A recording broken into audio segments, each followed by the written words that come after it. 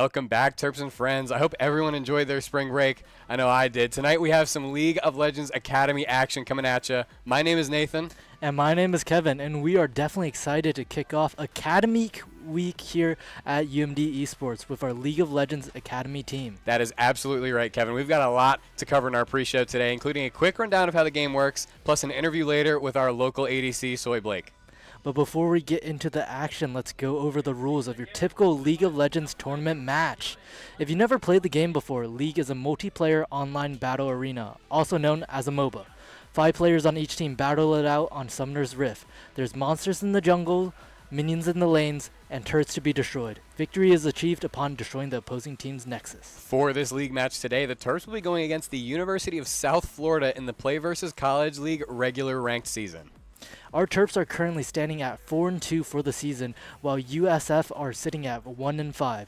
This will be the last regular season match, so they'll be trying to set the tone for the playoffs. So now that you know what's happening tonight, it's time for us to introduce you to the players of the Terps League of Legends Academy team, starting off with Kelly in the support. The Whimsy Enchantress floats onto the Rift, but she's been building up a bit of an appetite for destruction recently, so let's see how she lights the final spark to the season. And in the mid lane, a star crashes like an arcane comet. Burrito Bear is ready to conquer the Rift with his shocking mages to his swift skirmishers. No matter what, you're guaranteed a brilliant performance. Absolutely, and roaming around the jungle, we have Pika. Pika has an eye for engages, and we see it week in and week out. Make sure you keep a close eye on him before fights because the action often follows him anywhere he goes. And in the top lane, Z, aggression is the name of the game. Z has a taste of blood in his mouth because he's always looking for his solo kills top. Look out or you'll miss out on the show in the top lane. And in the ADC role, we have Soy Blake, our resident Academy ADC and a master of marksman, to say the least. Look for Soy Blake to dictate the lethal tempo of these games from range. And speaking of, tonight we're going to be interviewing our Academy ADC, Soy Blake.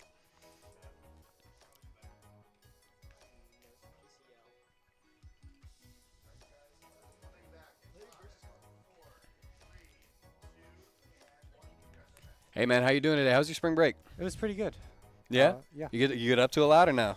Got a little solo queue in, spent some time with my family. It was nice. That's what we like to hear around here, man. How, in your opinion, how is the team feeling going into the playoffs after this week? We're feeling pretty confident. I think we've made like a lot of progress as a team. You know, we've all just improved individually and like together throughout the season, so we're feeling pretty good. For sure. I think we've seen kind of that improvement throughout the season. So how do you guys use, I know you guys scrim a lot. How do you guys use scrims to improve, and how often do you play them? You know, we play scrims twice a week, and inside of every scrim set, we each have like 2 to 3 goals that we kind of focus on, and we just try to get better at those. You know, they could be individual goals or like team-wide goals. But just honing in on a couple things helps you improve more, I think. That makes sense, man. I like to hear that. In your opinion, what kind of team comps are meta right now in League? Like, what does the meta favor? I think the meta favors just like very simple to play front-to-back team comps, where like you have a tank or like engage in your jungle and top lane. You know, some kind of mage that can do damage in the mid lane, an ADC that can like shred tanks, and then pretty much dealer's choice on support. Just keep it simple, right? Yep. I like to hear that. And so one last question, Blake. What is your favorite game outside of League? It could be anything. Ooh, right now it's going to have to be Mugenics, new game from Edmund McMillan. I've heard about that one. Yeah, it's a lot of fun. Well, we like to hear that, Blake. Thank you so much for the interview. That concludes our pre-show for this League of Legends match. We'll be right back with the action after this commercial break. Hi, my name is Teddy Zielkowski. I am a 2022 graduate at the University of Maryland with a degree of Bachelor's of Landscape Architecture, and right now I am a Terps Rocket League coach.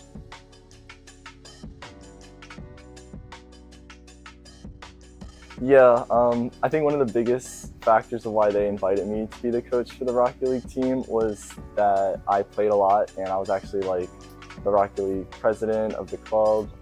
I played for the collegiate team before Terps Esports was a program.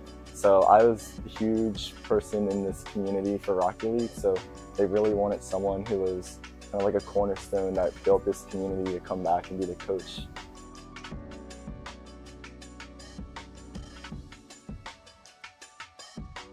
The most important thing about my role would be just getting to know all the different players in the team.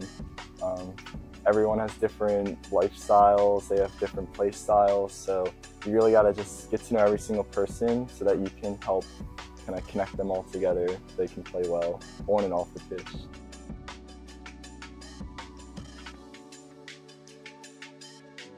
My favorite part would just be seeing their improvements throughout the entire season. I mean, you start out and everyone's a bit awkward, everyone's kind of shy as well, and I think by the end of the season, like now, we play together, everyone kind of jokes around a little bit more and kind of shines their natural ray, so it's really fun just seeing, and they're also just getting better at the game too, so we're excited just to see them play better as well.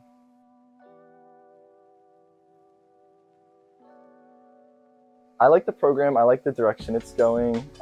There's obviously so much more work to do and figuring everything out, but I really like the direction we're going, and I think just the more time that we're working to grow the program, the more we're going to learn how to just be better as a program.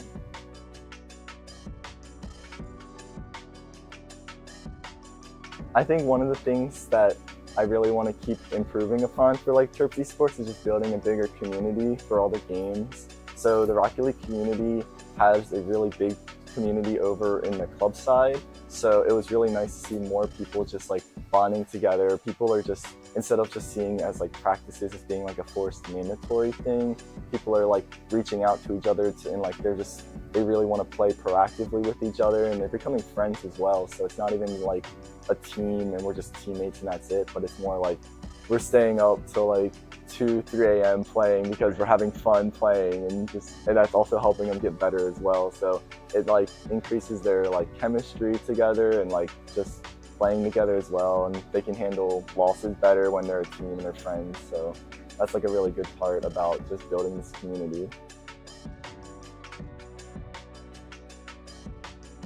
I think one of the biggest things is just creating like a welcoming space for like beginners, and just like having it just be really welcoming, all skill levels included. So that's something that we can try and do, and just create more diversity in the esports scene, just have more opportunities for other people to come, and maybe they're prodigies at a certain game or something. So when more people are playing the game and just creating more noise, then it's awesome for more people to just keep coming. It's almost like a trend. Hello, everybody. Welcome back. We are excited for some Academy League of Legends action. And actually, speaking on that, what is this week in UMD Esports, Kevin? Oh, well, we've just been notified. It is Academy Week here at UMD. We're showcasing all of our Academy teams. They're the only teams on broadcast this week, Nathan. Yeah, absolutely. I'm excited because a lot of times, well, at least for League, we see the Academy team in a lot, but for the other games like Overwatch, Valorant, and Rocket League, we don't really see them often, so it'd be a nice breath of fresh air, I guess, right? Yeah, it's definitely good to, put some spotlight on them. We want to see our developing players, especially at the college level, the collegiate level. I feel like there's a lack of development and lack of motivation to really say, yeah, I'm trying to get into esports here. I mean, at least at UMD, we know we have some good programs. But yeah, honestly, in some other programs, I know that sometimes it does feel a little bit iffy. You know what I mean? Sometimes it's like you're not, because you play esports and you want to be on the stream, you want the spotlight. That's completely understandable. I get it, but yeah, it's a good opportunity for us to showcase what kind of we have in the works right now. Maybe the future of some of our premier teams, right? Yeah, definitely. There's a lot of developing players. They're going to move up to the premier teams throughout the years. But also, it gives them a lot of experience on the camera in a stage environment. Not really stage, studio environment, I guess. Yeah, for sure. I mean, I'm excited. Again, we know the League Academy team pretty well. They're in here about every other week. We know them well. We know the premier team well. We're all good friends around here. But yeah, it's an exciting week in UMD Esports, and I know I'm excited. I'll be on the Rocket League stream tomorrow, but I'm excited to watch the Overwatch and Valorant premier team, or Academy teams rather, kind of battle it out on Wednesday and Thursday. And, it's just kind of a breath of fresh air almost. It's like something you don't see all the time, and I guess it's nice that we are able to do these kinds of things where we're able to shine the spotlight on them and give them 5 seconds, 15 seconds of fame, however they say it. Yeah, I mean, even though they're quote-unquote the lower tier team, these are still brilliant, talented players here in UMD and across the nation. There's a lot of people on academy teams trying to make their way up. And well, moving on, how was your spring break, Nathan? Oh man, it was good. I got to do nothing, and I like to say to people that an uneventful spring or an uneventful break in general for me is a good one. Uneventful is like a positive connotative word there, where it's like I didn't really have to do anything. I got to relax, recharge, and get ready for the rest of the semester. What about you? Yeah, a whole lot of nothing. There's a lot of work to be done, just visiting family as always, but like you said, doing nothing is probably the best thing on break. So what are you looking forward to in this game coming up? I mean, I'm just excited to get back into the swing of things with League. I know some of the players on the Premier team did Clash last night, which, if you didn't know, is a tournament run through Riot Games that, you know, is it's a smaller form thing. But yeah, the Premier team played, and I actually got to play a tournament or a Clash tournament with some of the other players and some of the other people around the studio, like our manager Tyler. What a goat! And yeah, we had some fun. We won, and yeah, it was a good time. Yeah, I heard you were a pivotal role in that winning team. Absolutely not, Kevin. No. I heard they used all of their bans on you, so it made everybody else comfy. And, you know, Kelly said you're a grandmaster now, basically. Oh. So we'll be seeing you on the academy team soon enough. Ah, man, maybe if that'd be like winning the lottery for me, bro, at this point. But we are excited to get into draft right now. USF has the first ban. They ban Malzahar. UMD will counter back with an Aphelios ban, getting right into it. I mean, again, I'm just excited to get back into the League of Legends action, get back into the swing of things after a spring break. Yeah, it's been a week out from, you know, not being in the studio, and really we're excited for some gameplay, especially since this is the last match. There's a tone to be set for the playoffs here for our academy team. Hopefully they're 5-3 by the end of this night, as we see Mbessa Jarvan being banned out. I was saying before this game, I hope to see the new Shyvana being played tonight. Yeah, she definitely has an interesting rework going for her. Some of her abilities are pretty similar to what they were before, but I mean, that's the thing. Like, you don't want to change it too much so that the older players of Shyvana don't get, you know, too upset about it. They don't, you know, lose their interest to play. And I haven't learned too much about it, but I've heard that it's been pretty good. Yeah, it's definitely, I've played her once, and it's definitely more comfortable. It feels more modernized, as we see Zahen and Varus being banned out. University of Maryland or our Terps, my apologies, are banning out the ADCs. They're trying to, you know, make Soy Blake have a comfortable game.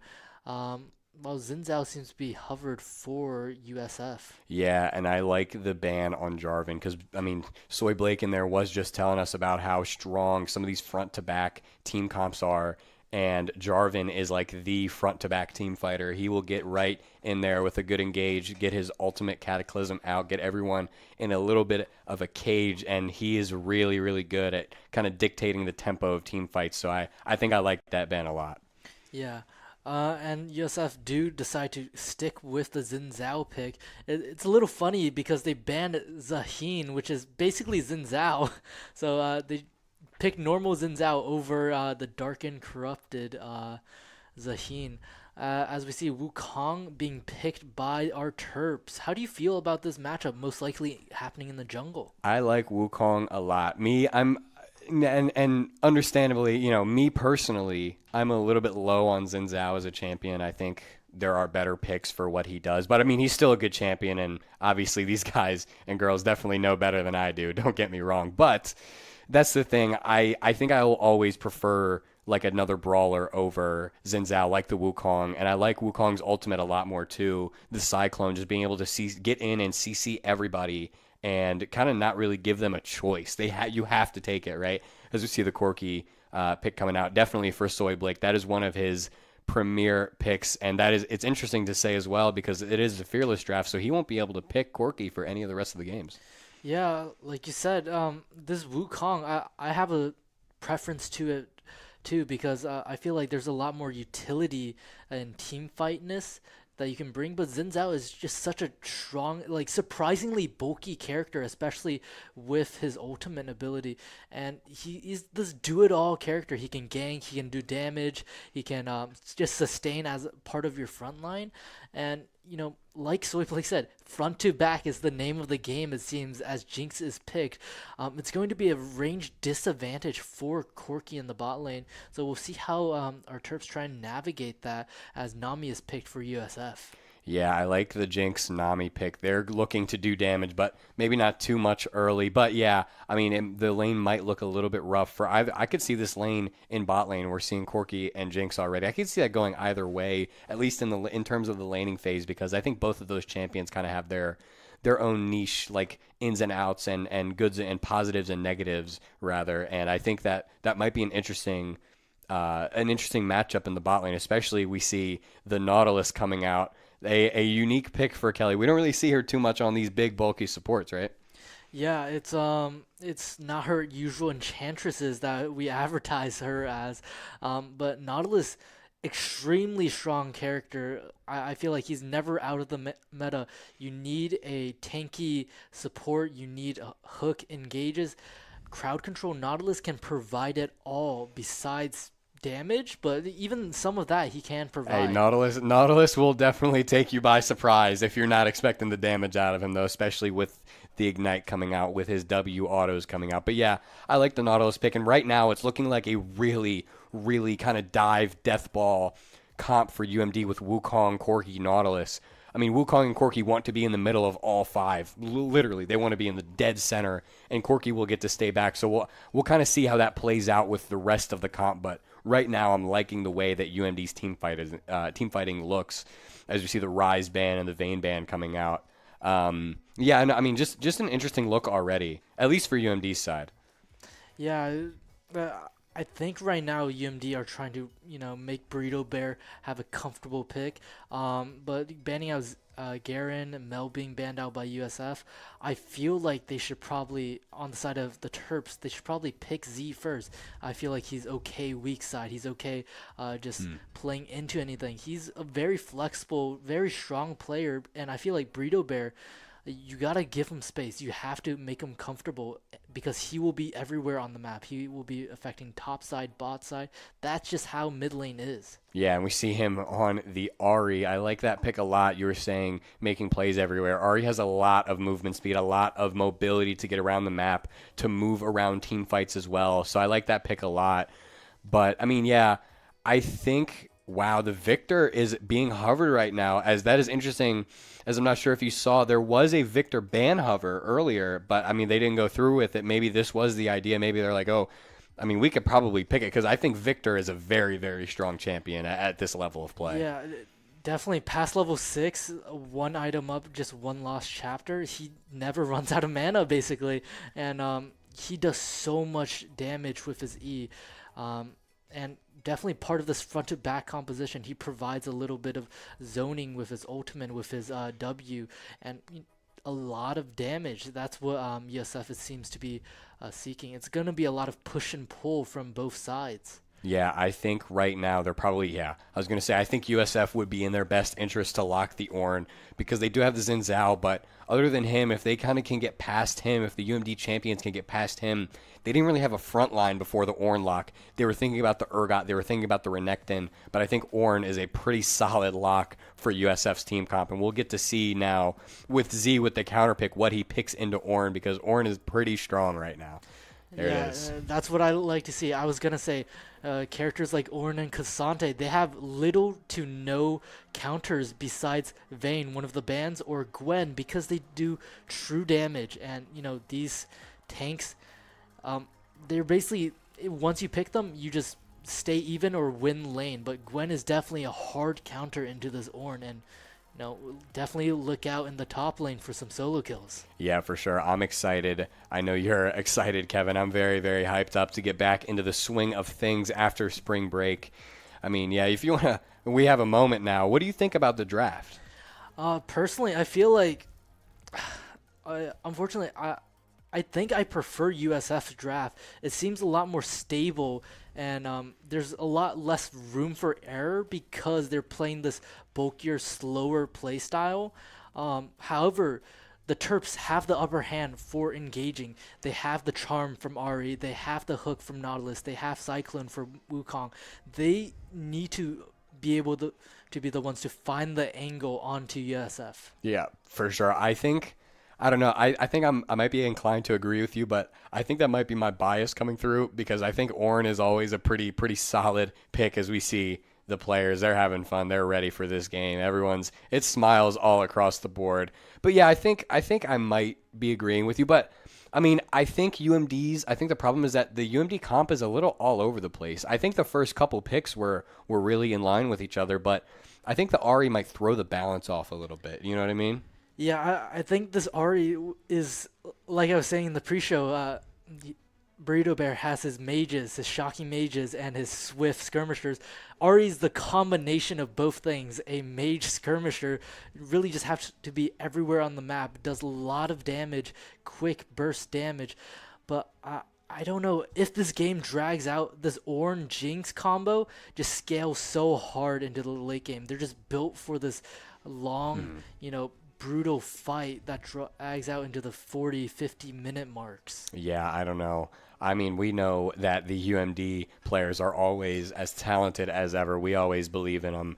But, I mean, just looking at the drafts, maybe USF might be a little bit favored. But that's okay. We know our guys and girls in there have it on lock. I'm excited for the game. You have any other comments or anything else going on that you want to, bring up maybe?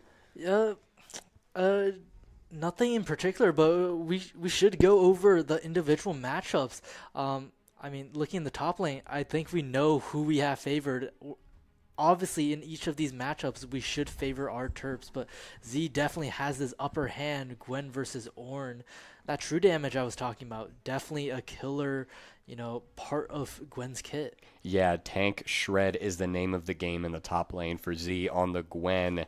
Gwen has so much damage, and it's very, very surprising. It kind of comes out of nowhere. And I think another thing that really bolsters that matchup for Gwen is her W as well, because then if you W at the right spot, Ornn can't hit you with his R.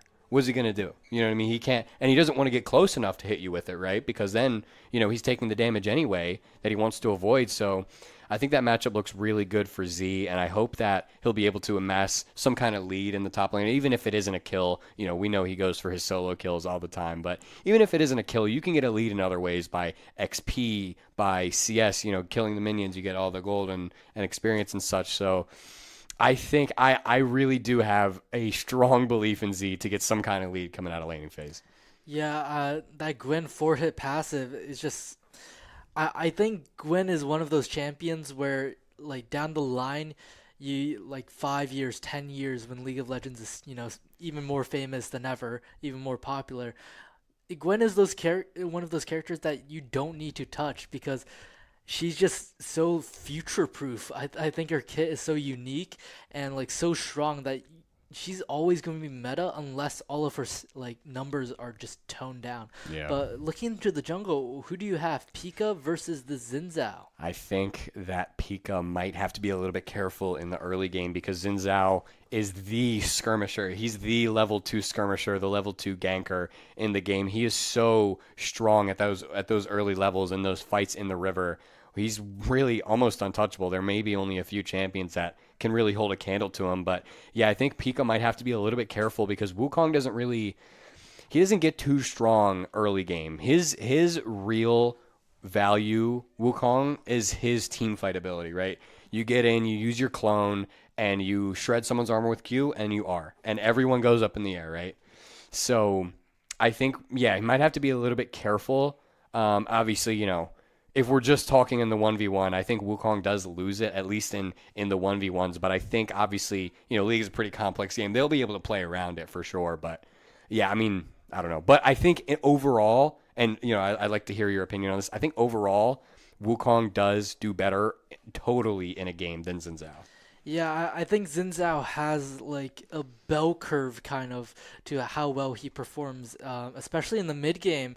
Xin Zhao is going to be very potent when he has a few items up, but Wukong definitely like exponentially. He does way better because he is that team player. He is that linking bridge for all of his teammates to do all of the dirty work. It's like Draymond Green out on the court, or you're just doing the little things, shredding armor, just tanking, doing crowd control, just giving you a little piece of the pie everywhere. I love the NBA reference, Kevin. I had to hold it in a little bit there, but I really do like that. I like the analogy as well. Yeah, kind of getting in there, kind of doing the dirty work himself and letting everybody kind of breathe a sigh of relief while everyone else is in the air. Being the rest of UMD will be able to take their time with some of the team fights. Maybe that'll help Burrito on the Ari hit a charm as well. Obviously, because they're already CC'd. So I'm excited to see how that pick plays out. But what do you think? You've been asking me, what do you think about the mid lane matchup, Victor versus Ari? I mean, it's hard to say because they're so they stay away. Yeah, it's a flip of a coin. You could lose this matchup in one engage, or you could dash in, charm, and just one-shot Victor, but one misplay, one sidestep, one stun from the cage, the gravity field of Victor, and honestly, it's game over. It's a very wishy-washy mid lane where everybody's basically stepping on needles. Yeah, in my opinion, honestly, I mean, if Ari ever gets hit by a Victor W, I think there's bigger problems to be spoken about with because let me give my 2 cents on it. I think Victor W just does not work. I think that ability is cosmetic, kind of. I think the week before spring break, we had a Victor in the studio, and you were like, that's the second, third, and fourth time I've seen that ability work. Yeah. And I've got to say, it doesn't land very well and very often. But, I like the Victor pick. I like the Ari pick. In my opinion, I think Burrito Bear on the Ari will be able to kind of stay away as much as he wants to, because Victor does have a lot of range on his E, don't get me wrong. But if Victor is ever looking for something, Ari has so much range that she's able to just walk away and still be able to CS and get experience and stuff. So, I think I prefer this matchup on Ari's side maybe. Maybe there's mana issues. Maybe one of them runs out faster than the other that I'm not aware of, but I don't know. I think Ari is so safe in this lane. Yeah, I think, I do have to agree with you. I favor Burrito Bear. He's such a brilliant player, and Ari has that advantage sustain-wise, but scaling might be another conversation to be had, because Victor with 4 items, 5 items, that's just a beast. Yeah. As it seems like we're hopping into the Summoner's Rift soon enough. But let's talk over the bot lane real quick before the action starts. Yeah, real quick. Jinx Nami versus Corki Nautilus. I think that, in my opinion, in my experience, this might in lane go favored to Jinx. Maybe in the mid game, Corki will get an advantage. Just in general, like strength. Maybe Corki will get an advantage there, but I think that Jinx does outscale. But I really do like the Nautilus pick, as we were talking about pre-game, pre-draft even. I like the Nautilus pick here. And right now, it looks like UMD are looking for this prio in this mid bush, and they have it. That's a hook already coming out. Soy Blake using the Corki. It looks like Rumble's flamethrower even. I forget what that's called, the Gatling gun, I believe. That is a pretty good trade coming out from the Terps very, very early on. And we have a Western standoff in the 2 brushes up top as Kelly lands another hook. Barrier comes out from Jinx. And I do have to say, Nathan, it's looking good for our Terps here. They're staying proactive. Yeah, for sure. We saw Nami was very, very low. She already used the health potion.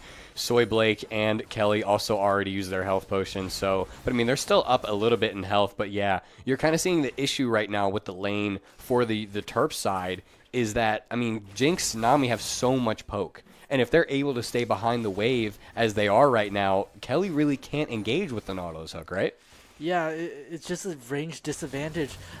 Nautilus is really there to, close the gap, and Z's definitely putting his foot down in the top lane, trying to not let this Ornn get any space. But back to the bot lane, it's just it's hell on the riff, really, when you're at a range disadvantage. It's like playing against Caitlyn. Yeah, for sure. And right now, we're going up to the top lane. I like the way that Z is playing already. This is how you have to play into champions that are weaker than you. Right now, he wants to go in. He's using the W, he's using the E, and the Q is very, very close to coming out. If he had a flash and Ignite. There might have been an angle right there. The Q flash. Will it be enough? He has the damage for the auto attack and the kill, and that is a great kill because, I mean, I'll pass it off to you in a second, but that's a great kill because Ornn misses so much XP off of that. Yeah, I was about to say, it's a 1-for-1. First blood gold going over to Z, but so much of the wave is being missed out on Ornn as he's trying to catch the last bit of it still under tower. I mean, it's just solo bolo. That is clinical. That is clinical stuff when you look at how you play top lane and how, like, when you look for solo kills, because sometimes solo kills and going 1-for-1 are bad, right? If the wave is in a bad spot, but that is the perfect opportunity that Z found to go in, get that solo kill. Even though he goes 1-for-1, I mean, it's fine, and they're back into fighting already, Kevin. Yeah, I mean, Z's just, he's fine with just constantly fighting. He doesn't lose an inch of space in the top lane, and Conquer being procced up here is just a game of chase, and Z seems to like it, letting Ornn back off just a little. Bang, right there. The Ornn has to flash out. That is good stuff. And again, if you're Z, if you're one of these hyper-aggressive top laners, you have to play like that because you have to get a lead early. We were talking about how I hope that he gets a lead. He already has one in both CS and in experience. You love to see that, but that's the thing, right? Like, you have to try and gain an advantage. And Ornn, in all honesty, in most instances, should never be able to touch the wave safely. Yeah, I think playing against a good Gwen as a tanky top laner is like the same thing as playing against a ranged top laner, because it's really hard to step up and not lose half of your HP, basically. Yeah, for sure. Gwen has a lot in her kit, and she also resets her dash whenever she gets an auto attack after using it. So her pursuit is very, very long-winded. She stays in it right there. That's a big hook coming out from Kelly. As you said, they want to get more. They want to continue. They want this kill. Will it be enough? Soyblake flashing in for the extra auto. Will they have enough to kill the Nami? I don't think so, but that is a great play coming out bot lane. Only used Blake's flash. Got every summoner out of Jinx as well, and that is a great kill to try and get a lead very early on. I mean, that was just such a great hook from Kelly, not known for her engaged champions, but damn is she looking good on that Nautilus. Yeah. I think that was maximum range, Nathan. You could not possibly stretch it out further. If I'm not mistaken, it did also look like she maybe threw that Q, that hook, as soon as a minion died. So there was a little bit of misdirection there too. Maybe a little bit hard to diagnose from the USF bot lane side, from Jinx's side. Maybe hard to see because that minion, in her eyes, when there's a minion there, she's completely safe, right? Yeah. It's definitely a game of cat and mouse. As back in the top lane, it's just a game of cat as Z just runs down Ornn right here, taking a little damage, but I don't think it matters, right? As he just hit level 6, Ornn has no flash, and he knows it. He has no E as well because that cooldown is pretty long, and we know Z knows the cooldowns. That will be, for sure, enough damage to come out, killing the Ornn. Ornn just overextending, trying to get something out of nothing there. Still down too much XP, still down too much CS to really hold a candle to Gwen, let alone Z on the Gwen, right? Yeah, I mean, what a player. He's like doing just as well as Ali Rezik on the Premier team, or even better, I feel, because the tempo is so early on. We're not even at the 10-minute mark as Kelly lands another hook in the bot lane. Yeah, right there. This is a good engage right here because they know Xin Zhao is in the river, probably still hovering, so going in there kind of gets him to get off of his tempo. Maybe they didn't know he was recalling, but they knew he was going to do something else. And by going in, they force his hand to start to walk back into hover. So then, I mean, after that, he loses some tempo. Yeah, I mean, in the top lane, Z seems to be playing with his food a little, proxying, but Xin Zhao is definitely going to be taking advantage of this overconfidence. Right there, that is a good W coming out from Z. He has to dodge this. He does not dodge it. That might be a kill coming out from Blue Buff. They are hot on the chase of Z. Will they have enough MS? No, I don't think so. He is going to get out as long as... Well, maybe Victor will be here. Xin Zhao is also chasing him. Right now, there's some action going on in between Tier 2 and 3. Wow! Did you see that?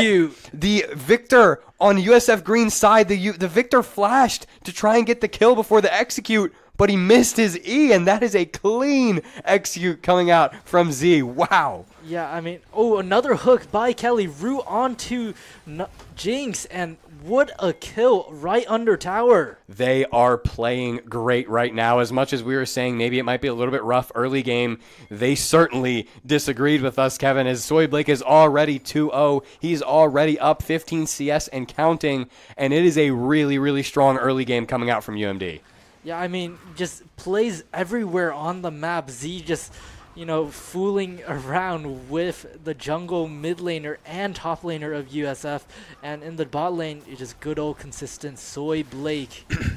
Yeah, and you love to see this right now, not to get too far ahead of myself, rather, sorry. Right now, the UMD Terps look like they're pretty hot right now. They're doing pretty good, and that is what you want to see when you're going into the playoffs. Really often in sports, they say you want to get hot at the right time, right? Yeah. And the right time is right before the playoffs going in, and it looks like that's what they're doing right now.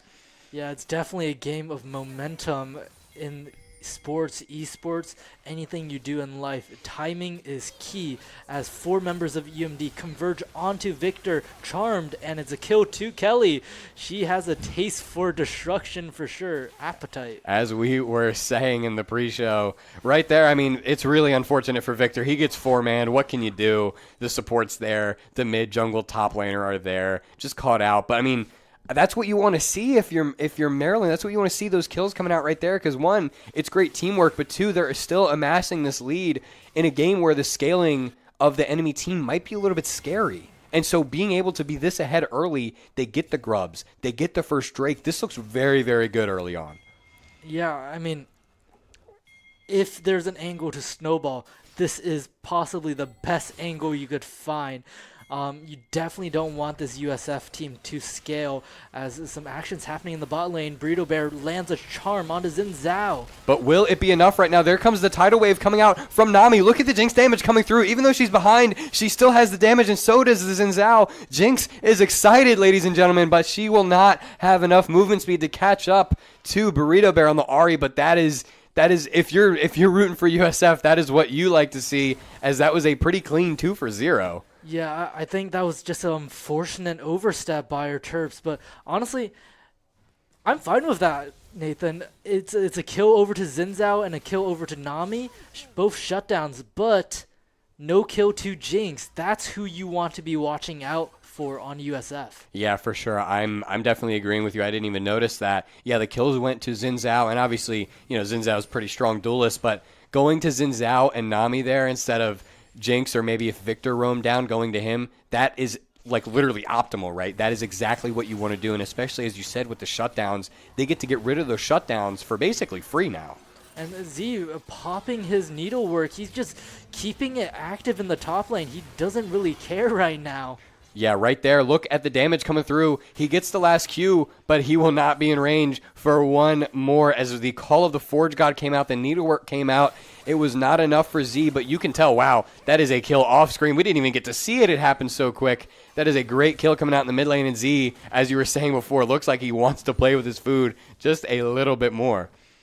Yeah, I mean, just such brimming confidence in the top lane. He knows this matchup. He knows how to navigate the top lane so well. I mean, call him Captain Jack Sparrow because he is riding the seas. I like that a lot. Call him the captain of anything. That's what we like to say around here. And, I mean, right now, again, you like the Gwen lead a lot, even though, again, Z is 2-2 on the Gwen. One of them was an execute, so nobody got the gold for it. But he's also up 32 CS right now, and all of that experience that comes with that. I mean, it's looking great in the top lane at the very least.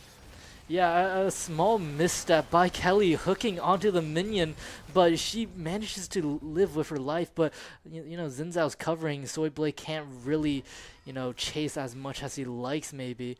But that was close to dangerous as a dive might happen onto this bot turret as Xin Zhao converges. I think they might have been satisfied with the dive, especially if Kelly was able to use the hook to keep them off of one of them. But Kelly's going in, trying to get 1 for 2, maybe. Yeah, wow, gets 1, gets 2. She is going to kill Xin Zhao here. He won't have enough damage to kill her quick enough. If you're in the bot lane 2 for 3, that's pretty good, right? Yeah, for a dive, that is pretty much failure at its pinnacle. I mean, appetite for destruction. Kelly is 3-2, highest kills on the team right now. Yeah, and an underrated part of that is the fact that Victor was already going down bot lane. So right now, Burrito Bear gets to push this 2 waves in for pretty much free and get a very, very good recall off of it because Victor was just a little bit too late with his timing. Yeah, I mean, there's, like you said, Nathan, there's so much tempo across the map just for the Terps. Z definitely, top lane is just, you don't even need to say anything because it's the repeated motions. It's like seeing Van Gogh paint. It's seeing like Leonardo da Vinci. I mean, it just kill after kill, another solo bolo. Look at my dog Z in the top lane, using the flash, using the needlework from the Gwen. Great solo kill, and that's the thing. We love to see that because, again, Ornn dies. He's off the map. He loses all that CS, all the experience. You're going to see Ornn behind in levels now, and in League of Legends, levels are very, very important. Yeah, definitely. And you know what else is important? These Drakes. 2 Drakes over to the Terps. They haven't lost a step in momentum. And, even if they falter maybe in the mid game, they have these 2 Drakes to buffer themselves. What's a little bit rough for Ornn as well as he goes Kanik Rookern first is the fact that a lot of Gwen's damage is true damage. As we see a big engage coming out from Burrito Bear using the Spirit Rush. I mean, that is a play. What a clean, easy, simple solo kill coming out from Burrito Bear. He caught us off guard in the booth. I could only imagine being Victor there. Didn't even have time to flash. As we see, the action is not over. Wukong, Pika going in with the Cyclone. That is a big 1 kill to Pika. He wants more. They want more, all of them. But right now, Xin Zhao is coming in. He is a little bit of a deterrent. Nothing more, nothing less, as the UMD Terps need to get out of there before things might get a little bit worse. Yeah, I mean, Xin Zhao's looking for an angle right now, but he's really just there cosmetically, and Kelly lands a hook. I mean, half HP for Xin Zhao. Wow, plays across the map. A lot going on very early right there. Kevin, we saw the Xin Zhao use his Crescent Guard, and we see Z rotating to the mid lane because obviously Ahri is not there right now. So he's trying to rotate to the mid lane, maybe get this tower in front of Victor's face. Doesn't have the damage for it. But you like to see that when one person, I mean, we talk about this a lot in League, but one person kind of leaves their post and then someone else rotates in so that it's like a seamless transition, right? Yeah, like at this 14-minute mark, role quests are done. Burrito Bear can safely transition in the bot lane while, Jinx is kind of just stuck there. And, well, Z's back to the same old, same old. He's really just dancing around the map.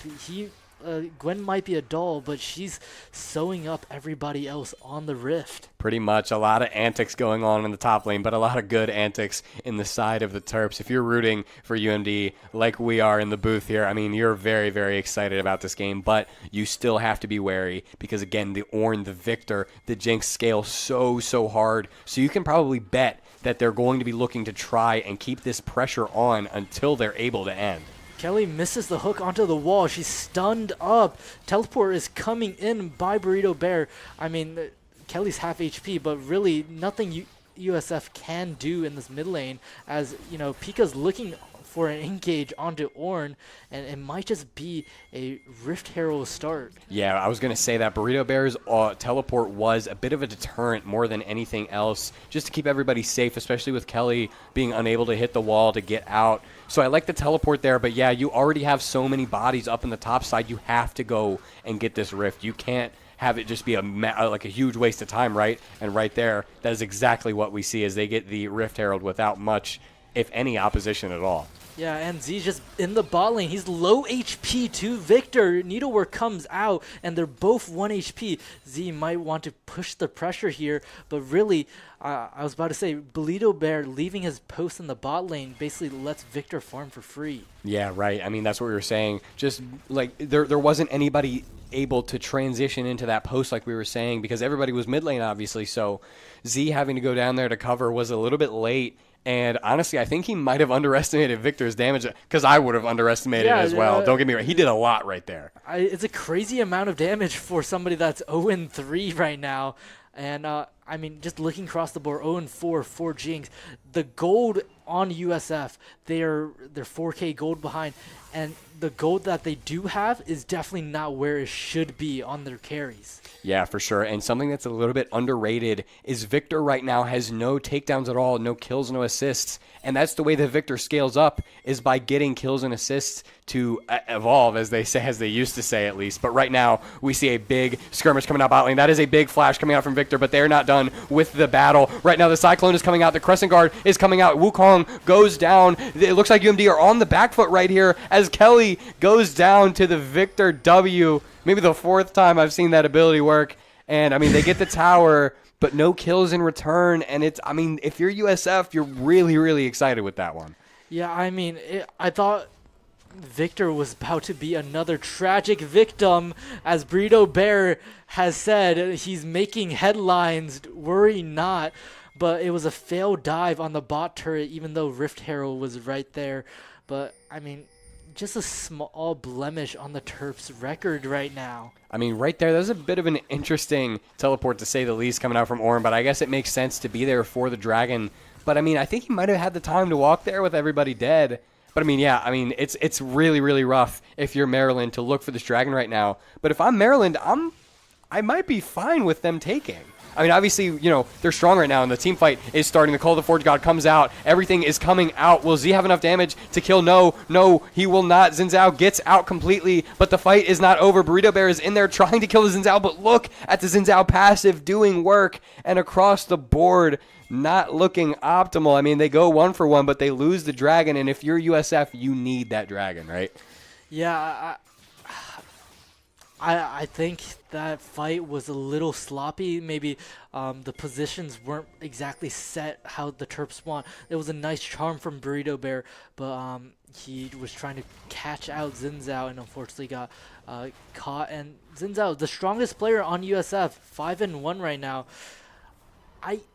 I still gotta say, our Terps should be confident. They just gotta reduce their errors as of right now. Yeah, it's just a little bit rough in these team fights when they're not able to play the way that they want to play. And right now, I was maybe talking down on it a little bit earlier, but the Xin Zhao Ultimate Crescent Guard is coming out and being pretty clutch in these fights, being able to push everyone away. As a side effect, you pick one person to stay in the ring with you, you push everyone else away, and it's doing a lot in these team fights. And it just looks like, especially in that team fight, Maryland didn't have their ultimates ready yet from the last skirmish, so really, really good timing for USF. Yeah, I think, like you said, the Terps should have been fine with just giving that, but I think they were confident enough in their strength, their tempo to just, you know, force a fight, test the grounds a little. It's still a 4K gold lead to their way, and right now I think it's only Xin Zhao you have to look out for, because everybody else is still in a drought of gold. Yeah, the issue is, though, is when they go trades on these kills, right? In a perfect world, it's good because you're just increasing the lead. It's staying even. But in a world like this where, I mean, USF has so much scaling on their team with the Ornn, the Victor, the Jinx, obviously, as we were saying, it's not good. As we see, there's a big engage coming out from the Maryland Terrapins onto the Ornn. That is enough damage to kill the Ornn. That is a lot of damage coming out very, very quickly, and a teleport coming in. The fight is not over. The Nami bubble lands. Kelly is in a bad spot. The Chaos Storm is out. The Crescent Guard is out. What will happen next? The Chaos Storm is not out, pardon me, but right now it looks like they're just posturing around this Baron with the tidal wave coming through, missing everybody. The fight is not over as they... I mean, it looks like USF is on the back pedal now. Maybe the fight is over, Kevin. Yeah, I mean, both main tankers on are down. Nautilus and Ornn both down, but, you know, you definitely feel the impact a lot more from losing your top laner than your support. And ultimates have been bursted out, Cyclone and Needlework. So the Terps have to be a little careful for the next minute or so as those come back off of cooldown. Yeah, and as I was saying, with them going even in kills in these fights, USF is just getting back into the game because they're the scalers, right? So they want, even if the gold is going even, they just need that extra gold anyway. No matter what, they need it because, I mean, the USF team comp with infinite gold versus the Terps team comp with infinite gold, it's going to go USF's way. Yeah, it's still going to be the game of, you know, push and pull, and it's really dependent on the Xin Zhao and Z, really. Because if Burrito Bear or Soy Blake get caught out by Xin Zhao, it's game over.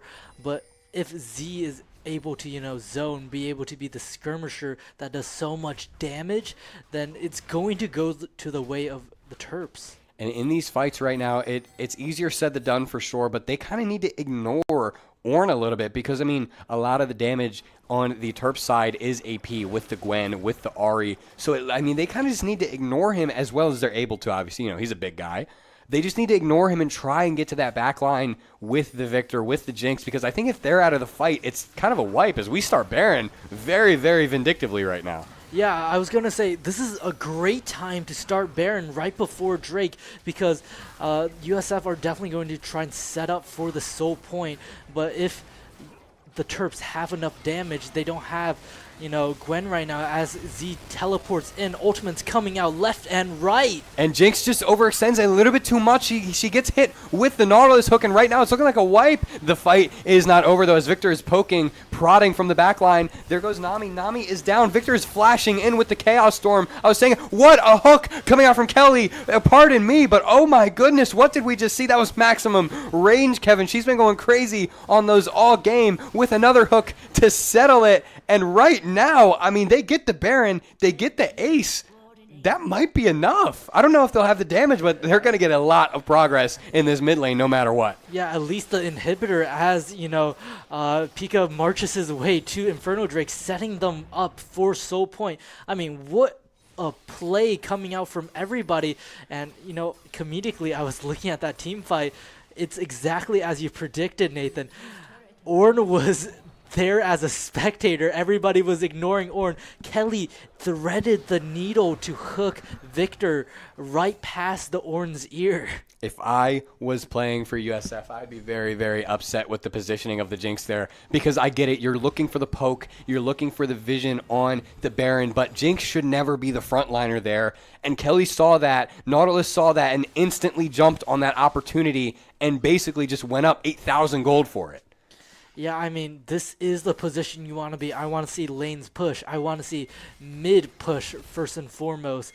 I think the way to enter, USF's base right now, ARAM mid, and keep bot lane push. Maybe put Z into the bot lane. They might go for a little bit of a 1-4 right here with Z being able to solo lane. Obviously, he's going to be in the mid lane pushing these waves, but everyone else will go to the side lane, and understandably so, maybe not with the Burrito Bear on the Ahri coming back mid, maybe. But, there is definitely potential for a fight in this red side. If they have the vision, if they have the knowledge, everybody is in there. Maybe something's brewing here.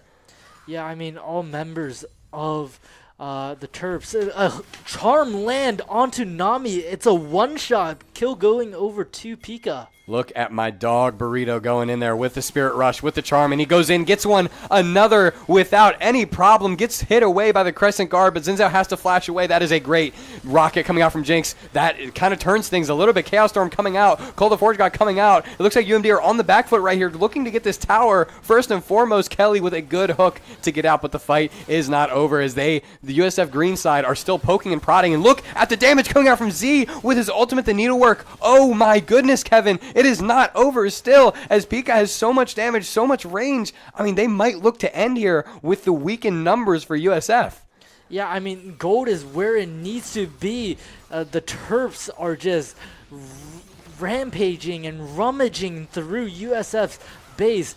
That Nexus is not far off. They're eyeing towards this inhibitor mid. It's looking good. A hook coming out from Kelly. Big hook right there. Tidal wave coming through, hitting everybody. But, look at Xin Zhao. He got popped. He got demolished, taken off of the map with the TP coming in from, I believe that's going to be, yeah, that is Burrito Bear on the Ahri coming in. That is a successful endeavor as you, in any words, a successful kind of thing they had going on there. They get basically 2 aces in total. They get 2 towers. They get 2 inhibitors. They're looking really, really good to finish out this game. 12,000 gold up. Yeah, there is no better position than this. Baron buff has worn off, but they've definitely made the most out of it.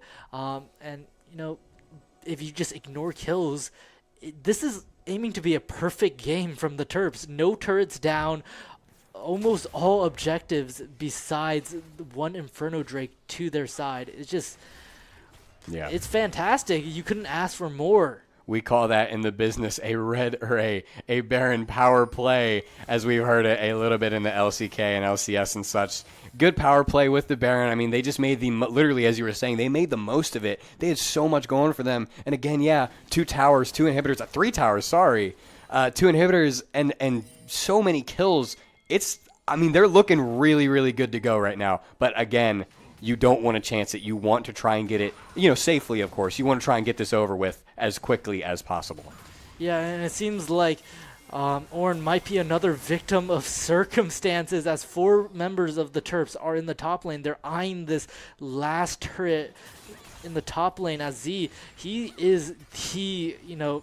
He's the final boss. He's taking on 3 members of USF right now. And this is what I was saying with the 1-4. Z is so strong, and right now, that is not the point of contention with Wukong going in with the Cyclone. He catches everyone with it. What an ultimate coming out from Wukong. Ornn is 1 health. Tidal Wave coming in, but it won't be enough. Ornn is still alive. Xin Zhao's Guardian Angel is going down, and that is a clean fight coming out from UMD with Z still in the mid lane, poking and prodding, trying to end the game. They have so much pressure now with Xin Zhao and Victor dead. That is a lot of their team fight going away, and I think right now this is the end angle if they've ever been looking for one. Yeah, everybody's low HP, but you have bodies to throw, and this turret is basically counting its days right now, as the Terps, they have to go slow, they have to go easy onto this turret. Z's just making his way around. It won't. That will not be enough to kill Z, though, as he is Thanos right now in this game. They're looking for the Ahri. It won't be enough. Burrito Bear surviving. Not even a doubt. That is game 1 going to the Terps. What a game, Kevin. What a lead they got off of that Baron, off of the team fights. All around, great game coming out from UMD. Yeah, from a draft perspective, it might have been a little hard, but player-wise, when you look at the micro level, Z, what a player, solo bolo after solo bolo. Bot lane, you couldn't ask more from Kelly on Nautilus, Corki, Soy Blake on Corki, and, the reliable, good old reliable players, Burrito Bear on Ahri and Pika on Wukong. There's nothing more you can say about them. It was such a good game that, Blake is usually one of the standouts, but we didn't even really say his name too much. In a good way, though, because everybody else was doing their thing. He had a good game, too, but it was just a little bit under the radar because everybody was firing on all cylinders that game. That's what you like to see. They kind of coasted to that one a little bit. A couple good team fights, a couple good macro decisions on the map, and, they coasted to that win pretty easily. Yeah, 8-2 for Blake. What a silent killer. Everybody was just doing, there was so much happening on the map. Everybody was doing their job so well. So many spectacular plays, so many heads-up plays that, Soy Blake could, rest in his chair a little, take a back seat, and basically point and click at the opponents. Yeah, that was a great game, and that was a good one to get back into the swing of things for Academy Week here at UMD Esports. But right now, we will be going to a commercial break. We will be right back right after with Game 2 in the series. But for right now, we will see you in a moment.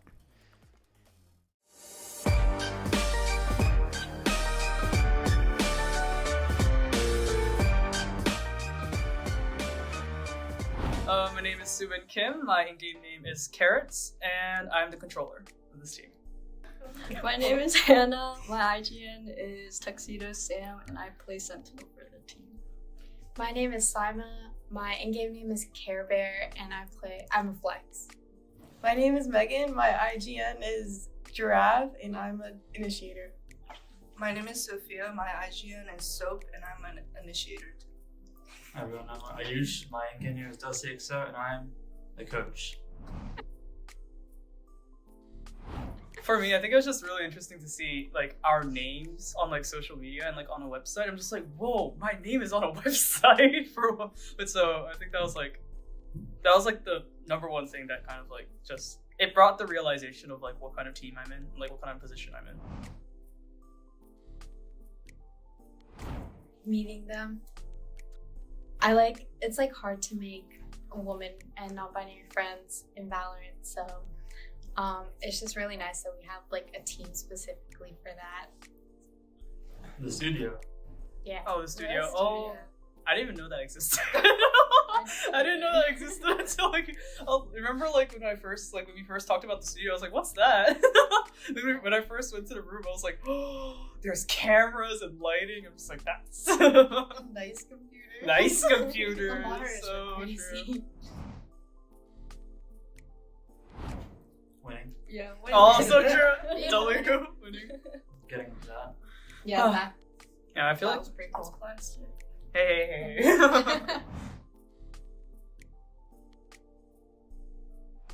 I would say supportive is definitely like Dusty and Rachel. Those two. Just like making sure we had scrims down, making sure we had practice schedules down. Like Dusty making sure like to pick out what we did wrong. Just like, helping us improve. I think definitely. Yeah, Dusty's a very present coach. So Very. It's like he's really reliable and helped us through the whole season. Thanks, team. Yeah, you'd even like schedule things for us, like Huh? Like organize all those schedules. help us map bands and like talk to Stats, them yeah. if like realize if one of them was like unranked or something. Breaking a Forfeit rule, teams. Forfeit making teams forfeit. Maybe we don't talk about that last part. I would also say like our fans in chat, like on Oh, stream. and true. stuff. It was nice knowing W people chat. watching us. And the haters. Oh yeah.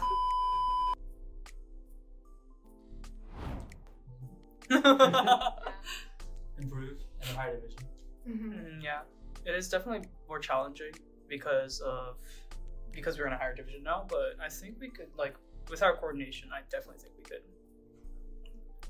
We need to bring home another one of these.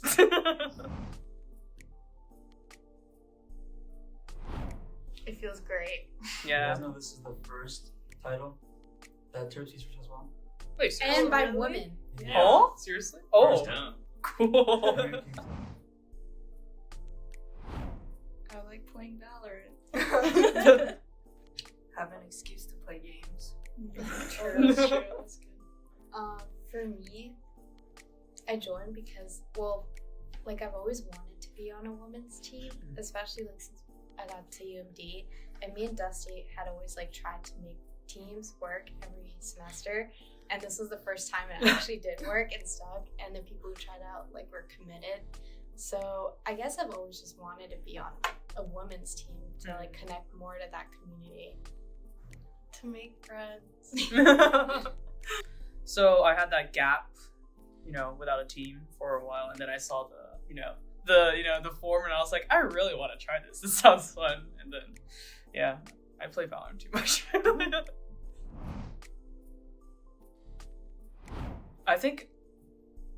First of all, I did not imagine me being IGL when I first started because I am, outside of my Lilac team, I am known as the no-brain, only aim chamber in comp. So I did not imagine myself being IGL. But I think it's there were some difficulties in the beginning because I wasn't used to giving out comms. I was just very confused. But I think now it's just the amount of trust that my teammates give me when I give out comms and the amount of coordination that we have. I just love being IGLing because I trust that things will work out.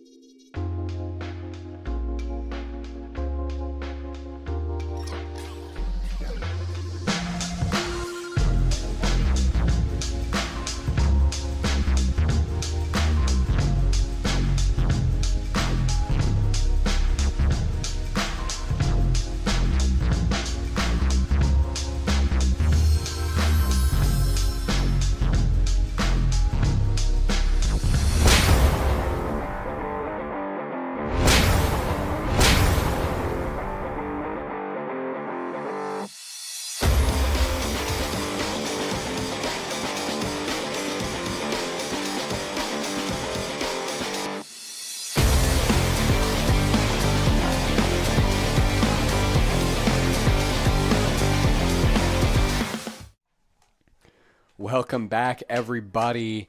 We hope you enjoyed game one as much as we did because we got pretty hype in here for that game. That was a great one. Very, very decisive, vindictive kind of win. And, I mean, that is what we like to see in the studio here. I mean, I don't know about you, but I like that one a lot. Yeah, I mean, talk about a statement game. That's what we want to see from our Terps. Really just putting, their foot down, putting their, the sword into the throat of USF. A little graphic, I'm sorry, but, I mean, everybody's spirits are up. They're getting prepped. They're getting mentally ready for game 2. And, this is what we want to see. This is like the faces of champions, basically. Yeah, I don't know. I got my eyes caught a little bit on Z's keyboard right there. It looked a lot like mine. I was like, maybe he stole it or something. Somehow got to it. But, yeah, no, great game. Decisive, good work. And, yeah, I mean, statement kind of win. If you're Maryland, you want to get in and out quick. Obviously, we in the booth like these exciting back-and-forth games. We had a banger last month at some point. But, yeah. I mean, if you're playing, and obviously if you're rooting for the team, you like these quick in and out kind of wins because it's not stressful. You don't get the stress, and maybe it doesn't make for as good of a show, but you can tell in there they're breathing pretty easy with that game 1 win. Yeah, I mean, it's definitely not the T1 circus in the LCK because our Terps are starting off strong with a Seraphine pick coming out. Yeah, I like that. I mean, for Kelly probably. Yeah, for sure. And we already have the bands out. We have another J4 band. We have the Misfortune and Mel bands coming through from Maryland, and we have the Malzahar, Zahan, and Bessa bands as well. Twitch is picked for USF, and so is Lulu. They were very, very quick on that. Obviously, Twitch Lulu, if you're not aware, is a very, very good bot lane duo. They're very decisive. They're very strong, especially as they scale up. So this might be another one that Maryland want to get over pretty quick. Yeah, this Twitch is personally not what I want to see, especially if you're playing a support like Seraphine and Enchantress like her can't really, tank all of the damage that Twitch can dish out. But it seems like the Terps are, staying with the style of play, Ashe, Seraphine, this team fight, this crowd control oriented. I was just about to say right now, the UMD bot lane looks very utility based, right? With the Seraphine, with the Ashe. Obviously, Ashe can have some damage, don't get me wrong, but they're very utility based. They're the slows, the roots, and the Seraphine heals. I was really, really expecting a big guy or some kind of big carry to come out in the solo lanes or the jungle, and we see it right there with Darius locked without a shadow of a doubt. Going to be for Z. That is exactly what I was expecting. Yeah, like Twitch Lulu. Twitch especially is such a terrifying character because he can pop out anywhere and deal all of your HP in an instant. As a small little rat brings terror to my heart, but something that brings a tear to my eyes is this Urgot pick, because this reminds me of our good old friend Bread is Very Yummy. It's like his ghost is still in the studio as USF pick Urgot. I might be inclined to be rooting against Z this game. I miss my dog Bread for sure. He was one of the guys I played Clash with yesterday. He's the guy who roped me into it out of nowhere, by the way. Out of nowhere, he just added me and was like, hey, you're playing. I'm like, all right, I guess I'll go along with it, right? But yeah, no, he's we miss having him around here. But yeah, the Urgot pick, definitely one of his signatures, right? One of his ones that he's just so comfortable on. And yeah, a little bit reminiscent, as you were saying, as we already have Syndra, Azir, Ban Hubbard, and the Aurora band. So a lot of mid lane bands coming out. No jungle bands, interestingly, at least for now. Yeah, just interesting stuff. Yeah, right now, like you said, there's no jungle bans coming out from both sides. There's a focus on the mid lane. Personally, from Burrito Bear, I could see anything. Dr. Mundo being picked from USF. Definitely in the jungle, most likely. Just being that tanky frontliner, this front-to-back comp, as Soy Blake was talking about. And Vi being picked out for Pika. And a Morgana mid. It could be Seraphine mid as well. We might be seeing a little bit of meta reinvention right now. I know Seraphine mid was good a while ago. I haven't seen her mid a lot very often, but recently. But I think I was going to bring up, I like the Akali ban a lot. Because with what they had picked, Seraphine Ashe, Akali kind of runs over them, you know what I mean? So I like the ban of Akali being able to just breathe a little bit easier with her off the map. As we see or Oriana rather, sorry, being picked last. I mean, I don't know which way this one could go. I think I'd have to think about it a little bit more. Yeah, I think there's a lot of, winning points, some pressure points that both teams need to press on to win. With Oriana being picked, a little ironic, but there's a gear shift in these compositions from the first game. Both sides are playing slower. There's no direct engage, but it seems like UMD seem to be the one that want to, be engaging first, especially with this Vi pick, maybe adjacent to that Nautilus pick in the first game. Yeah, for sure. And I'm always rooting for the Mundo. Maybe not rooting for, but I'm always believing in that champion because that champion does a lot right now, especially if he gets to late game. But yeah, I mean, Darius is just an interesting pick. And we see Soy Blake helping out on Kelly as she's absent. Yeah, just just a little here and there, just helping out. But yeah, I mean, interesting comps here.